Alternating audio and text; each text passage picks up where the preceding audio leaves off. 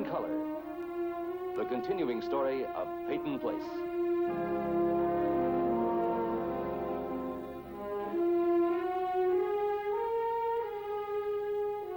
Starring Dorothy Malone as Constance Mackenzie, Ed Nelson as Michael Rossi, Ryan O'Neill as Rodney Harrington, Barbara Parkins as Betty Anderson, Tim O'Connor as Elliot Carson, Christopher Connolly as Norman Harrington, Patricia Morrow as Rita Harrington, James Douglas as Stephen Cord.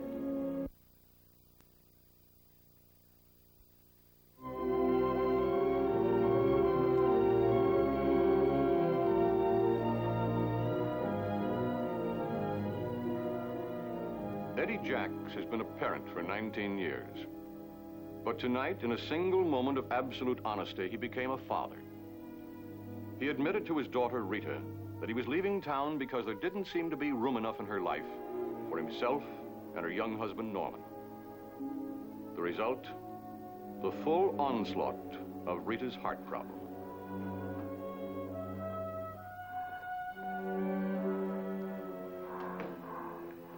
Ten milligrams morphine. Where are the tourniquets in the EKG? On the way. Thank you. Rita, I want you to listen to me for a minute. Now, we've known about your heart problem for a long time. And we've been ready to handle this crisis if it came up for a long time. Now, I can realize how scary all this can be for you. But I want you to remember, we've been expecting this possibility. And we're ready to deal with it. We have everything right here in the hospital to take care of you. Do you understand? All right. Now, we're going to have to keep you in a sitting position to keep any more fluid from getting into your lungs. And we're going to try and relax your bronchial tube with this medicine, huh?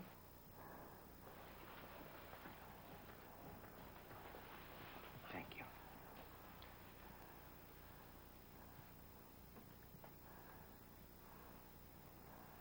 Now, none of this medicine that we're giving you is going to affect your baby in any way.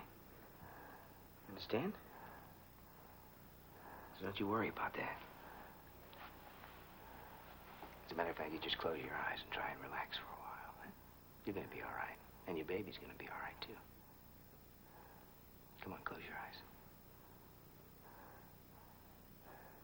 That's better. Did you tell us 0.75 milligrams, please?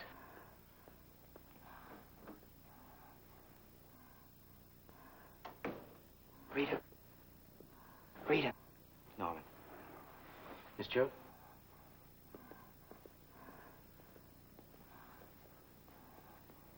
Miss Joe, I'm a little concerned about her color. Shock. Yeah, we're going to have to watch her very closely.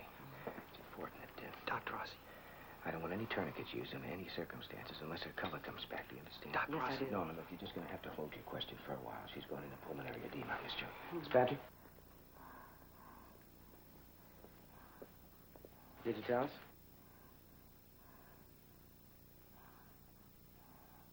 Thank you.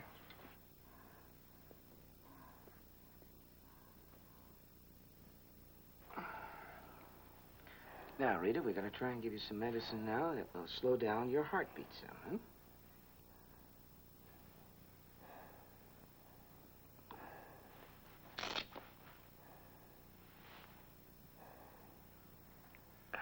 Now you're not frightened anymore.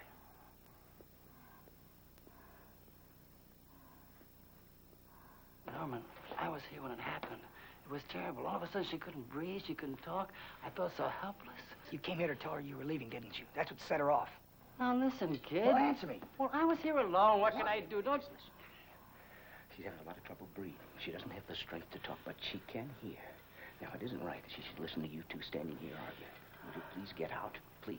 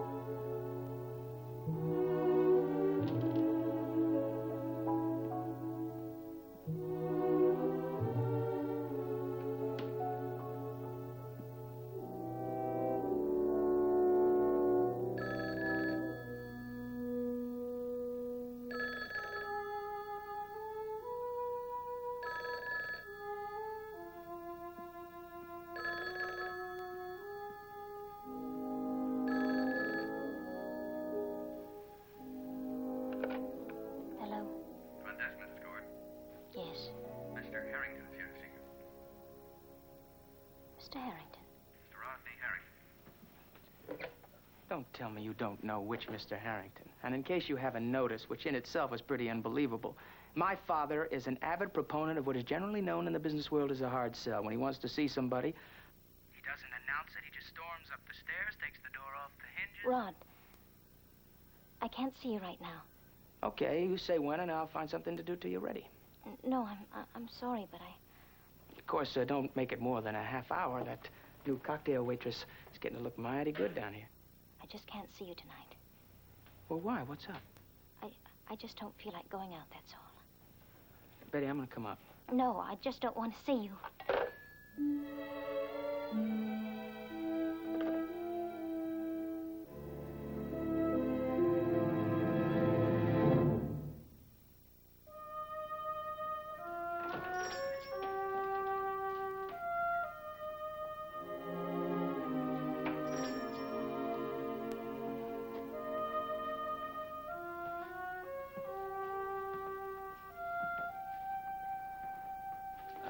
Jill, Be right down.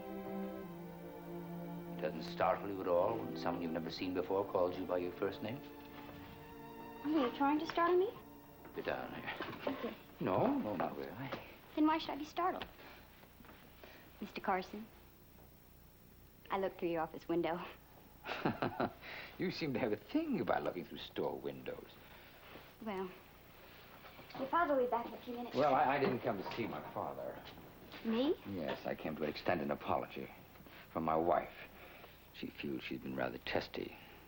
Too testy with you these last couple of days. And I want you to understand something about her. She's been under quite a strain this past year. Since your daughter left? That's right. It's brought back all the old questions and all the old doubts. Do I remind you of Allison? No. Not at all? Well, the age, perhaps. Nothing else? The hair. Maybe. But my wife and I don't always agree. What time is it? It's almost 10, yeah. Oh, gosh. Oh, Rita, it's time to eat. Oh, can you hold it for a minute? Oh, yes. Please. Thanks. I'll be right back. Oh, there you come, can you? Well, come here. Come here, you say. Well, you certainly are a lovely young lady. Well, I like you better when you don't make those faces. Oh, no, you mustn't make faces. If you do, you got something to tell me? What is it? Oh, I see. Well, I understand. Yes. Here, let's try something here. And there. Oh, my, that's just wonderful. 285 pounds. I think that's just grand. Oh, you are. You're really a beaut. No, don't make those faces. Yeah, that's better. Yeah, you don't have to do. See how nice you look now? You're beautiful. Do you like babies? Do you like babies? Well, dry ones, yes. Oh, we can put her down over there. Come on, darling. Let's see if we can get ourselves. There we go. Oh, Yeah. Carrie, we she's are. Must be quite an experience becoming a father at your... I have a feeling that you're about to make a reference to my advancing years. Well, it is unusual. Well, I've always considered myself a rather unusual man. How old are you, Mr. Carson? I'm 103, at least I feel that way right now. Do you play with your little boy much? You mean, can I keep up with him? Mm-hmm. Well, I go to the gym 5 nights a week, a little road work, and I'm ready for Saturday night. Saturday night. Well, that's the main event, you see. See, Connie, Mrs. Carson, she usually ties the gloves on. Then my father calls us into the center of the living room, gives us instructions in case there's a knockdown. Then we go back to our respective corners and we wait for the bell. You and Matthew? Mm-hmm. I'm still undefeated, you know. Guess I deserve that. My father hated kids. Really? Here, let me help you with that. Thanks. Can we go over there? Thank you. I guess kids bored my father. Give him a name, a place to sleep, and plenty of toys. That was his formula for successful parenthood. No, I think I broke every toy he ever gave me. Oh, that must have hurt him very deeply. I made you think of Allison, too, didn't I? Well, I suppose that must have been inevitable. Sorry. Oh, no. Listen, I came to give an apology, not to receive one. I think I'll let you get back to your baby.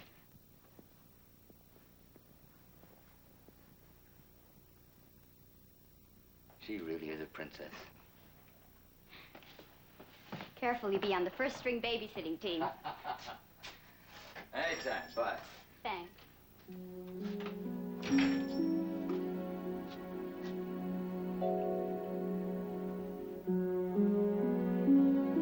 Well, Kelly, did you like him? Good. That's very important. Because...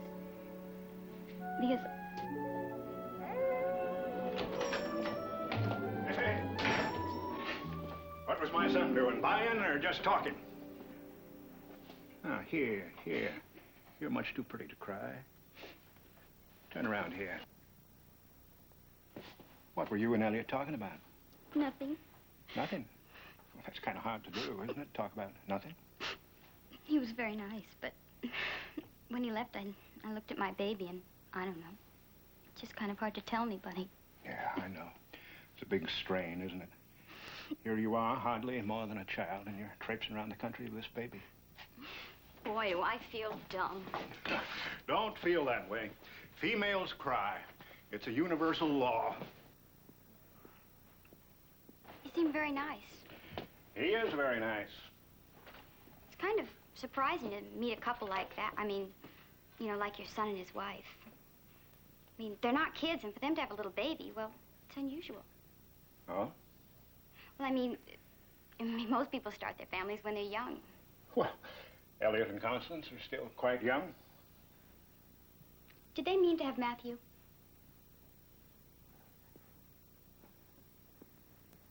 You don't mind being blunt, do you? I guess not. It's all right to be blunt, sometimes good quality. But there's a difference between blunt and rude. I'm not being rude. Yes, you are. You're being rude. Just like all young people. There you go again, fighting a whole generation. Fight me, Mr. Carson. Just me.